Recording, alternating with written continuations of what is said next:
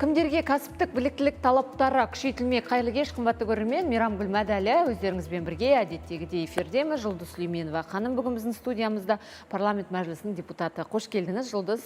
Кәсіптік біліктілік туралы бұл жайында көп мәселе көтеріледі үнемі, кәсіптік біліктілікке қатысты. Есіңізде болса, соңғы сұхбатымызда да ұстаздардың біліктілігіне қатысты біраз талқылаған болатынбыз. Енді кәсіптік біліктілік туралы ұсынылып отырған заң жобасы. Осы көтеріліп жүрген, үнемі көтеріліп жүрген, қордаланған бір мәселелерді шеше алатындай қауқар бар ма? Бұл енді жалпы бұл ұғым өте ауқымы кең. Заң жобасында заң жобасы 2022 жылы 7 желтоқсанда бірінші оқылымда, біз ол кезде 7 шақырылым депутаты болған кезде, сол кезде мақұлданған. Концептуалды, жалпы өзекті мәселелерінің барлығы сол бірінші оқылымда қабылданған, сол жерде мақұлданған еді. Бұл жолы біз екінші оқылымда мақұлдап, қабылдап, Сенатқа жолдадық. Енді бұның өзгешелігі неде? Жалпы қазіргі таңда біз үздіксіз білім деген концепцияға соны қабылдадық мемлекет болып. Бұл дегеніміз азаматтарымыз өзі алған жоғары білімімен өмір бақи бұрынғыдай жұмыс жасау мүмкіндігінен айырылып жатыр. Яғни азамат өзінің алған білімінен, мысалы тіпті 10 жылдық циклдың өзінде 2 немесе одан көп кәсіпті, мамандықты өзгертуі ықтимал, сондай мүмкін деген болжамдар бар. Мысалы, осыдан 5 жыл бұрын 2023 жылы бізде сайлау болады, және сол сайлауда мобилиографтың құны өседі, оған қажеттілік жоғары болады, сұраныс жоғары болады деп ешкім айта алмайды. Сәйкесінше бүгінгі өзіміздің өміріміздегі кейбір әлеуметтік саяси трендтер сол кәсіптік біліктілікке деген сұранысты өзгертіп отыр. Жалпы заң осы. Екі нәрсе атап өткім келеді. Бізде реттелетін мамандықтар бар. Ол кәдімгі 4, 5, 6 жыл өзінің уақытын бөліп, жоғары білім алатын біраз мамандықтар, олар реттелетін мамандықтар мен реттелетін кәсіп болып бекітілген. Ал енді бізде реттелмейтін мамандықтар бар. Жаңағы айтқан мобилиограф, қазіргі айтқан бәлкім блогер, қазіргі айтқан енді көптеген хейр-стилист, сондай енді олардың аттаулары да көп. Өмірдің өзі жаңадан өзі мына еңбек нарығына әкеліп жатқан мамандықтар, олар реттелмейді. Бірақ дегенмен жұмыс беруші оны бір мынаның біліктілігін көру керек. Еңбек нарығында дегенмен оны реттеу механизмдері болу керек. Сол кезде ғана экономика жұмыс жасайды. Бұл қазіргі таңдағы әлемдік тенденция. Сондықтан кәсіптік біліктілік туралы заң осы еңбек нарығындағы жаңа мамандықтардың, сонымен қатар бұрындағы мамандықтардың экономикаға жұмыс жасауына бір жүйе жасайтын, ұлттық біліктілік жүйесін қалыптастыратын заң жобасы болып табылады. Жаңа сіз айтып өткен мамандықтардың қатарына медиа тренерлар, жаңағы коучтар, солардың бәрін қосуға болады, Расында, қазір Инстаграм желісі арқылы, Фейсбук арқылы танымал болған азаматтар, жаңағы біз айтып өткен мамандықтарды игерген азаматтар, бұлардың мамандық деп те айтсақ бекен, айтпасақ бекен, өйткені бұл бір өзіңіз айтқандай, кәсіптің түрі бұл. Расында бұл жерде білім бар ма, білім жоқ па деген бір үлкен сұрақ бар да. Бірақ экономикаға жұмыс істеу керегі сөзсіз. Қарастырылды ма жолдары, қалай жұмыс істеу керек деген? Енді бұл жерде заңның механизмдерінің бірі салалық жалпы біліктілікті тану орталықтары бар. Сонымен қатар жалпы әрбір саланың өңірдің осы мамандықтар бойынша өзіндік болжам жасайтын жергілікті атқарушы билік органдарымен бірлесіп жасайтын болжамдары бар. Негізі енді бұл кәдімгі жүйесін алып қарайтын болсақ, бұл біліктілік стандартынан басталады. Кез келген сала, кез келген министрлік өзінің қазіргі саласындағы жаңадан шығып жатқан мамандықтар, немесе ескі жаңа мамандықтардың деңгейін көтеру үшін олар кәдімгі 2-3 жылда бір рет, жылына бір рет, бәлкім 5 жылда бір рет ол салалық еңбек және халықты әлеуметтік қорғау министрлігімен бірлесе отырып стандарттарды әзірлейді. Сол стандарттың аясында талабы қандай болу керек, жаңа сіз айтқан. Икемділік қалай болу керек, сонымен қатар шеберлігі қай деңгейде болу керек, соның барлығы сол құжаттарда белгіленген. Енді біз заңда нені қарастырдық? Мысалы қазір сертификаттарды беретін тану орталықтар ғой, енді осы кәсіпті, біліктілікті көрсететін. Онда бұл жерде жемқорлыққа жол бермейтін механизмдерді кәдімгі заңмен бекіту керек болды. Сондықтан тану орталықтары өздері ашылғаннан кейін әрбір кәсіп бойынша сертификат беретін, оларды аккредиттейтін атамекен ұйымы, кәсіпкерлер палатасы, сонымен қатар сертификаттау ұлттық орталығы бар. Бұл жерде кәдімгі нарықтық бәсеке болады. Бұл жерде жұмыс беруші, тану орталықтар өздері таңдайды. Атамекенге бара ма, әлде жаңағы ұлттық біліктілікті сертификаттау орталығына бара ма. Сондықтан бұл жерде біз таңдау орталығы беріп тұрмыз. Екінші мәселе заңмен бекіткен. Тану орталықтар. Олар бар ма бізде қазір? Бұл заң жұмысқа енгеннен кейін, пайда болады. Бекітілгеннен кейін бұл пайда болады. Бірақ біз тану орталықтарының барлығын ерікті негізде. Біз бұны міндеттемейміз. Бұл міндеттемес. Бірақ жұмыс берушіге сертификат керек болады. Мысалы, жұмыс іздеушінің өзіне де сертификат керек болады. Ол ерікті негізде өзі барып, сол біліктілік бойынша сертификат алып, сол сертификат бойынша жұмыс жасауға мүмкіндік алады. Бірақ бұның бәрі ерікті, бұны нарық айқындайды. Егер біз міндеттесек заңмен, онда мысалы ертең 5000 таным орталығы ашылуы мүмкін.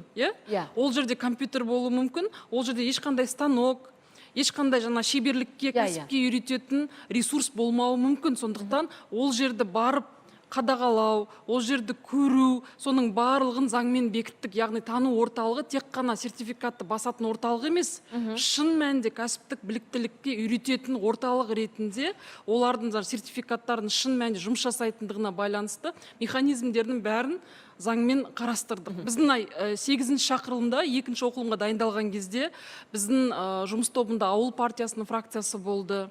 Сонымен қатар ОСДП, демократиялық оппозициялық партия өкілдері, олар неге атамекенге біз соншама құзырет беріп жатырмыз деп басында қарсылық танытты. Сондықтан біз бірінші оқылымда міндеттелді деген нормаларды ерікті негізде, яғни таным орталығына кез келген азамат өзі барғысы келсе, өзі барады, ол ерікті.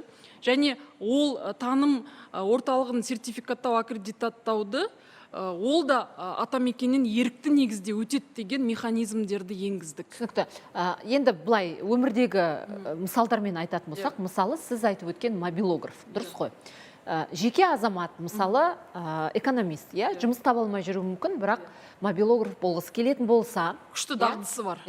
Дағдысы болса, мысалы жұмыс істеп жүрген болса, бірақ сертификаты жоқ болса, мәселен, ол тану орталығына барады, оқудан өтеді, тестін тапсырады, емтиханын, соның нәтижесінде сертификат алады. Және оның деңгейі бір сатыға көтеріледі. Дұрыс қой, кәсіби сертификатталған мобилограф деген атқа ие болады. Енді бұл жердегі тану орталықтарын бұл да нарық шеше ма? Бұны кім ашады? Бұны жеке кәсіпкерлер, таным орталықтарын талаптары болғанда, ол сол мамандарын сабақ бере алатындай, емтихан ала алатындай, шын мәнінде кәдімгідей кәсіптік біліктілікті үйрете алатындай ресурсы бар, ғимараты бар, сондай азаматтардың талаптарын ол еңбек және әлеуметтік қорғау министрлігінің өзінің ішкі қаулысы және ішкі бұйрығы негізінде ережелер бекітіледі.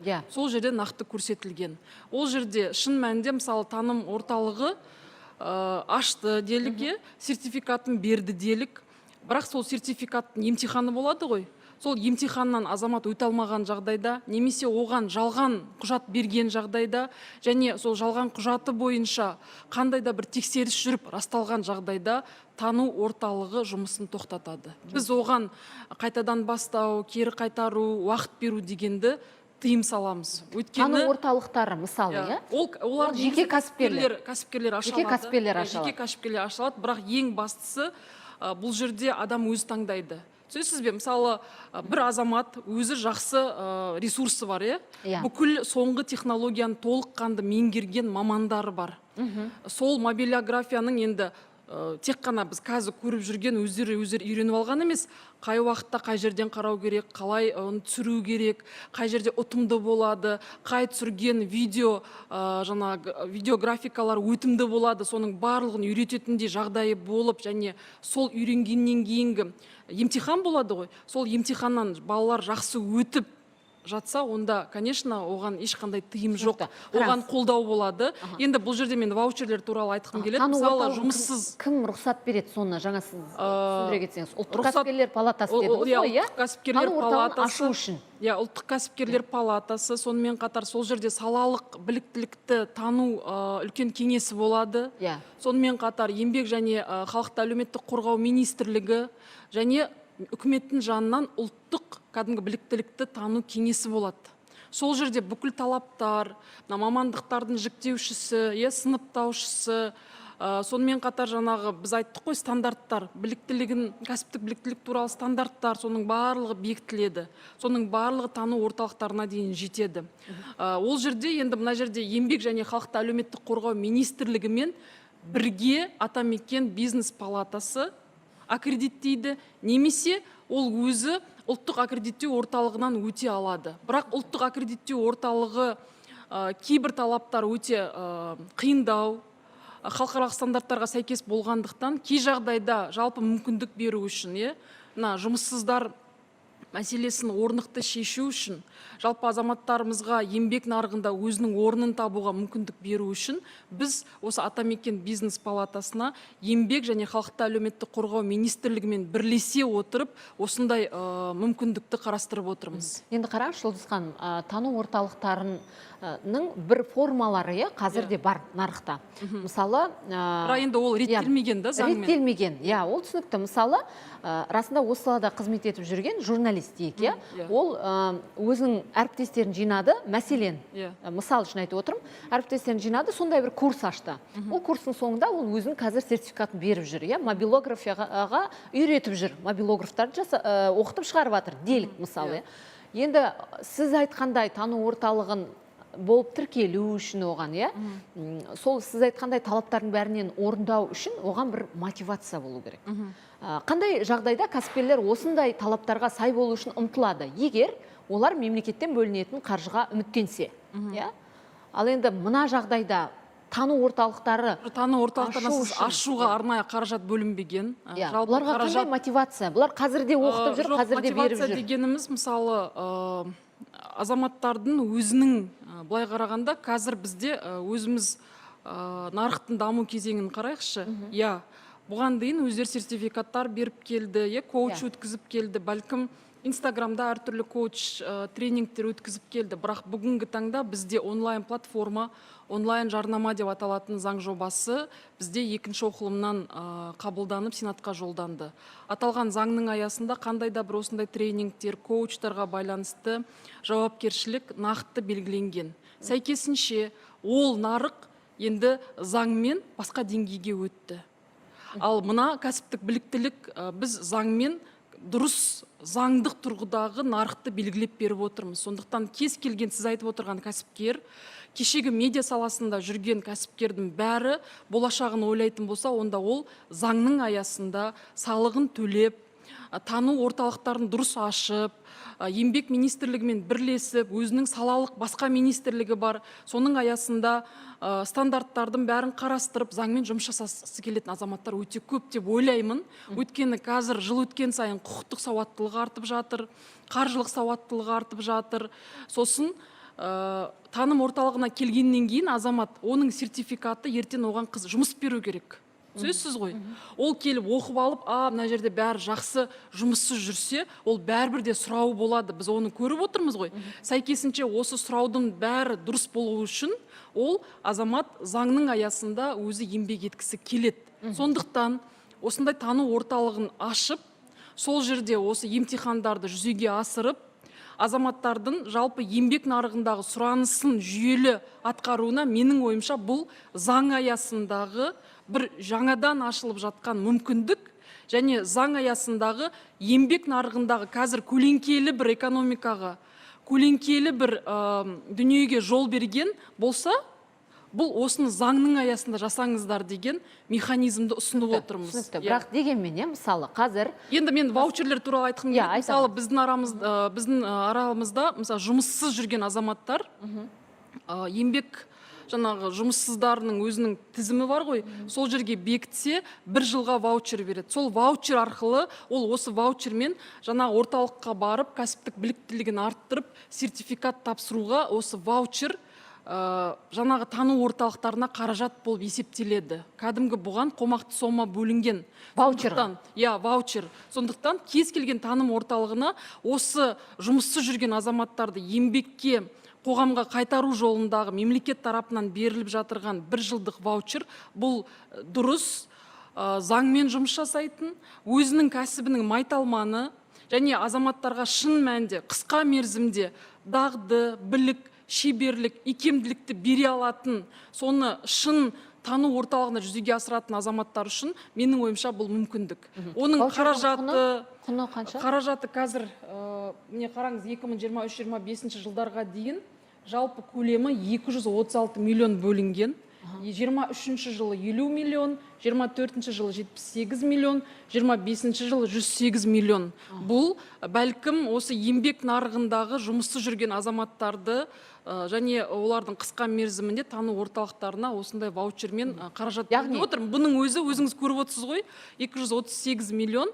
Былай қарағанда бұл аз сома емес. Ең бастысы бұл еңбек нарығын, мына біздің кәсіптік біліктілік заңының дұрыс жұмыс жасау үшін бір жақсы шарт, алғы шарты болса деген ұсыныс. Жаңағы мотивация деп отырған осы ғой. Осы ваучер, яғни жеке сіз айтып отырған тану орталығы заң аясында жұмыс істейтін болса, онда жаңағы өзінің 1 жылдық ваучері бар, кез келген жұмыссызды өзіне шақырып, қайта оқытып, біліктілігін беріп, сол ақшаны ала алады мемлекеттен. Сосын әлемде 4 жыл, 5 жыл оқымай-ақ, мысалы 5 ай, 9 ай курстар оқып, жұмыс жасап кететін азаматтар өте көп. Бізде сол тенденцияға, сол жүйеге келе жатырмыз, бірақ бізде, Мейрамгүл ханым, көпшілігіміз бір диплом болғанын қалаймыз да. Кез келген азаматта бір әйтеуір жоғары оқу орнының дипломы болу керек.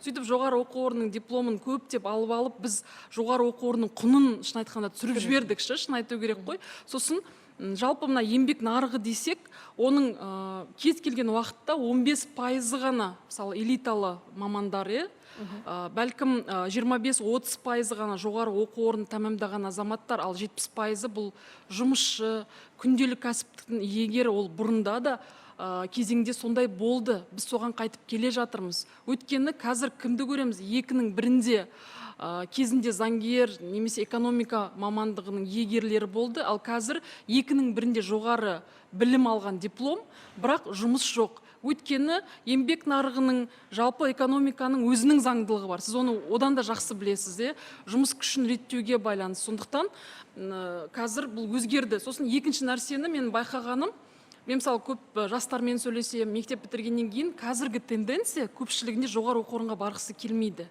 Көпшілігі белгілі бір тамақты пісіруді үйреніп алады. Бір кәсіптің есі болсын. Біреу бір нәрсе тоқып сатады, соның бәрін көріп жатады. Бірақ енді осыны да заңдастыру үшін тану орталықтарының жұмысы қажет болады. Түсінікті.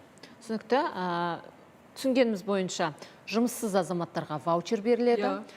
Тану орталықтарын кез келген кәсіпкер аша алады. Дұрыс қой. Сол жұмыссыз, ваучер бар жұмыссыз азаматтарды егер тану орталықтары оқытып, біліктілік беретін болса, онда сол ваучердің қаржысына үміттенсе болады. Бұл мотивация.